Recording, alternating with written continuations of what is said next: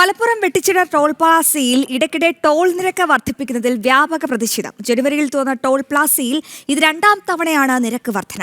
Toll Plaza വെട്ടിച്ചിറയിൽ സ്ഥാപിച്ചതോടെ സ്വൈര്യ ജീവിതം നഷ്ടപ്പെട്ടെന്നാണ് പ്രദേശവാസികളുടെ ആരോപണം. ദേശീയപാതയിലെ ടോൾ പ്ലാസ വെട്ടിച്ചിറയിൽ സ്ഥാപിച്ചതോടെ കടുത്ത പ്രതിസന്ധിയിലാണ് പ്രദേശവാസികൾ. പഞ്ചായത്തിലോ സ്കൂളിലോ ആശുപത്രിയിലോ അടക്കം ദൈനംദിന യാത്ര ചെയ്യണമെങ്കിൽ ടോൾ നൽകേണ്ട ഗതികേടിലാണ് ഇവർ.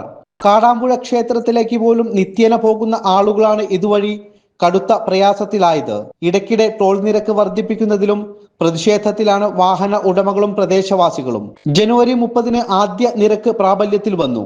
കഴിഞ്ഞ ദിവസം വീണ്ടും വർദ്ധിപ്പിച്ചു. നമുക്ക് ഇവിടുന്ന് ഹോസ്പിറ്റലിലേക്ക് അങ്ങോട്ട് പോകാനോ അല്ലെങ്കിൽ പഞ്ചായത്ത് ഓഫീസിൽ ഇങ്ങോട്ട് പോകാനോ അങ്ങോട്ടും കടന്നു പോകാൻ യാതൊരു മാർഗവും ഇല്ലാത്ത രീതിയിൽ കൊട്ടിയടച്ചിട്ട് ഇതിന് മാസത്തിൽ 360 രൂപ കൊടുത്ത് മന്ത്ലി പാസ് ഏർപ്പെടുത്തിക്കൊണ്ടുള്ള ഒരു സംവിധാനത്തിലാണ് ഇത് ഏർപ്പാടാക്കിയിട്ടുള്ളത്.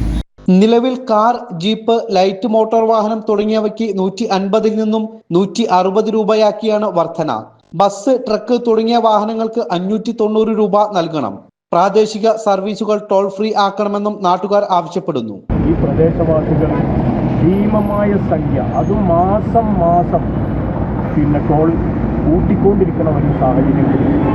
ഒരു മാസത്തിൽ 15-20 രൂപ ചെറുകിട വാഹനങ്ങൾക്ക് തന്നെ കൂട്ടിക്കൊണ്ടുള്ള ഒരു പ്രത്യേകമായിട്ടുള്ള ഇന്ത്യയിൽ എവിടെയില്ലാത്ത രീതിയിലുള്ള ഒരു കൂട്ടലാണ് ശരിക്കും ഈ വെട്ടിച്ചിറ ടോൾ പ്ലാസ.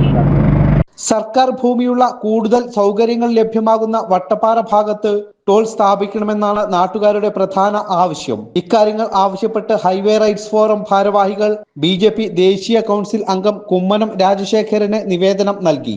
ടോൾ പ്ലാസയിലെ വാഹനങ്ങളുടെ തുടർച്ചയായുള്ള ഫോൺ ശബ്ദം, ശുചിമുറി പൊട്ടിയൊലിച്ച വിഷയം ഉൾപ്പെടെ അവതരിപ്പിച്ച് നാട്ടുകാർ ജില്ലാ കളക്ടർ, മനുഷ്യാവകാശ കമ്മീഷൻ, കേന്ദ്ര ഗതാഗത മന്ത്രി തുടങ്ങിയവർക്ക് പരാതികളും നൽകിയിട്ടുണ്ട്.